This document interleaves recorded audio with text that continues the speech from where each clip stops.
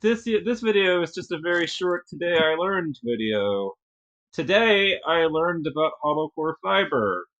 So I have a couple comments, and actually I commented on this, and the reason why was because of the fact that the news started talking about how fiber optic, internet would change America. The internet changed America.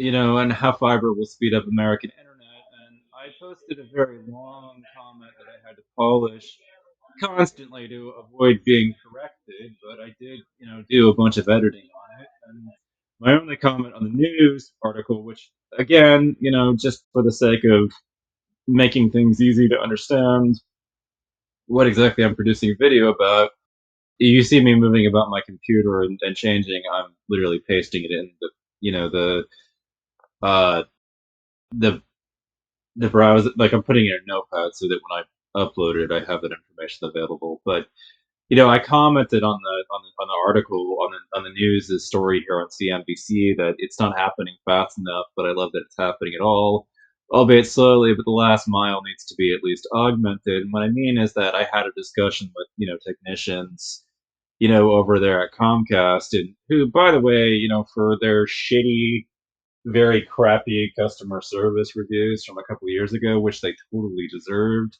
The company does appear to have been trying to work on their customer service delivery, and that it's possible now to message them over Facebook and get a link to their website, which is better security than Facebook messages, and have a private conversation with their technicians who can do most things without actually having to engage in making a phone call to the company. There's very few things that require actually calling them up.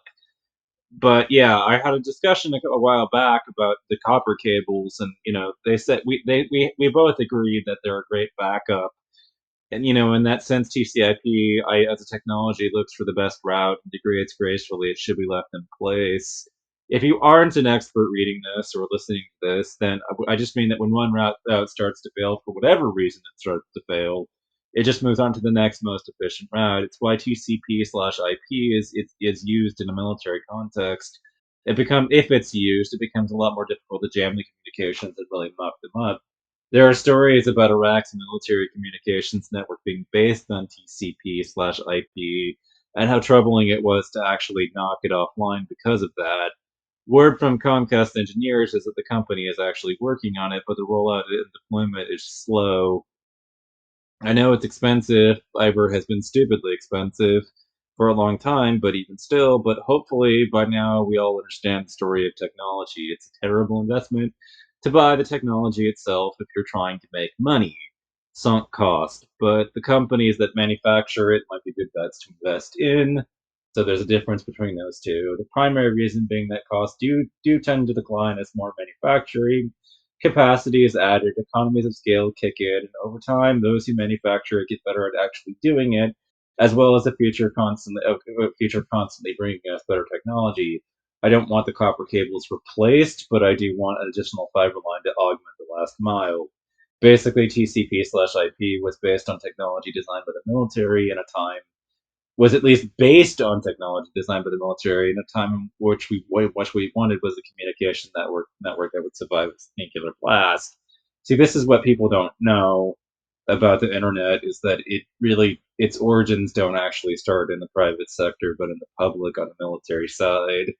You know, the concerns that went into its engineering are thus a bit different from one that we would be if it had only been designed to maximize profit. The truth of the matter is that the internet has turned into a profitable enterprise, but that that is incidental. It is not what it was originally designed for. ARPANET and the old web are things that most users don't think about often, but Usenet and email, for instance, were both here before the modern World Wide Web, in which this website itself is part of. Network Control Protocol is TCP's predecessor. It was used by ARPANET, but basically all the concerns that went into NCP as a technology were just folded into TCP/IP. The protocol is designed to remain online even in the event of a nuclear strike and disaster. That is why TCP/IP is structured in the way that it is and in the manner that it is. Its concerns were about remaining online even in the event of a catastrophe, and so the technology has a very strong tendency to degrade gracefully. And what I mean by that is just like I said, I explained my comment. I mean, when you knock one network online, the computers will just look for the next most efficient route to wherever it's going, and it's aware of all of that. And it's why it makes TCP/IP very difficult to really knock out as far as communications, even when there are troubles in one area. The troubles very rarely have a tendency to spread globally, and that's why the military was originally interested in it. It's why ARPANET was being researched, and it was also to spread you know, communications between the researchers originally, and then the internet kind of became used for commercial purposes, and it spread. The commercial aspect of the internet overtook what was happening on the military side and the research side of the equation, and now it's what we think of more as designed for profit. And but it's like we get the story of capitalism and the internet wrong. It's why, like, I kind of cringe whenever somebody's like, you you don't like capitalism, what, but you love your iPhone so much. Like, what would you do? Like, with capitalism, like, without capitalism, you wouldn't have had that. And it's like, what did capitalism do really when it came to this phone? All of the like you see one cohesive phone here, but what I see is a device that has multiple components. It like there's not one part to these damn phones. And yes, it's in a case, and that's not what I mean. I mean the phone itself. You know, this device, without it being plugged into anything, like, there are multiple components. Like, even just on the outside of the case, you can see that there's a camera, system that was in it. That technology came from elsewhere. It didn't come from within Apple. What Apple did, though, that was really great with the camera systems is have correction software on the system that enhances photos for you to make them more accurate. And that's why, in particular, like, Samsung phones have difficulty catching up in Androids to the quality of the photos that are taken with an iPhone. And that's one, upside to this technology. I just hate the way that it is a prison, myself. Like, it jails you from doing certain things that Apple doesn't approve of or want you to do with the damn device. And so that's why, like, I'm not a fan of these guys. Like, they won't let you root your phone. They try to secure against that. But this phone itself, like, this is what I'm referring to. Like, inside the damn thing, if you were to open it up and see what's actually underneath the hood of the thing and how it's all put together, has a million components in it that all cooperate together, much like the human body has a lot of organs that cooperate to do pretty much the same, not the same job, but they have, they come together in a symbiotic basis, the same way that this device is able to be reduced to its core components. And I look at it like that, myself, as far as the device is concerned. And, my trouble with this whole, capitalism invented the iPhone is that actually most of the components of the iPhone were invented by researchers at America's public universities. And Steve Jobs wasn't intelligent. What Steve Jobs was shrewd and cunning. Yeah. And there's a difference between intellect and cunning in a huge way. See, what Steve Jobs did and what he was so insightful about him is that he knew that the government was constantly hard up for cash, that its university systems, in of itself were great, but the governments that funded them were constantly in need of money. And so they had research that they were willing to sell to somebody as a patent that they could buy.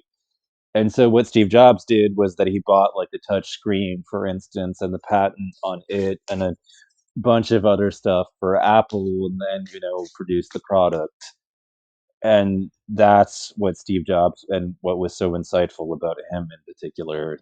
He made a bunch of money doing it, and he made a bunch of money for other people that came and worked for him or invested in his company as a result of doing it, but he did not really innovate here, and that's what's so key. He bought other people's innovation when the government did a bunch of the long range research that went into those damn phones. See, the truth of the matter is that capitalism hasn't actually done, you know, for much of the technology that we have, it isn't actually responsible for the invention of quite a bit of it.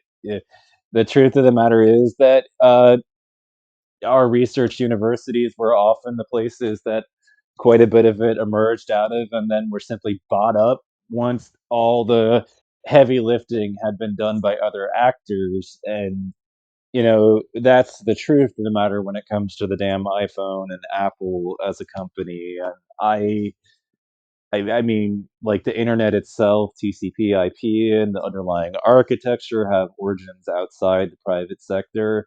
The private sector simply now rides on top of technology that was designed for other purposes other than its. And it's much like the interstate highway system, which was designed again for military purposes, so that we could move troops from one side of the country to the other in rapid speed and not for the private sector. I mean, like these are all, essential truths about internet history on the past that have been forgotten inside, the modern debate, bro.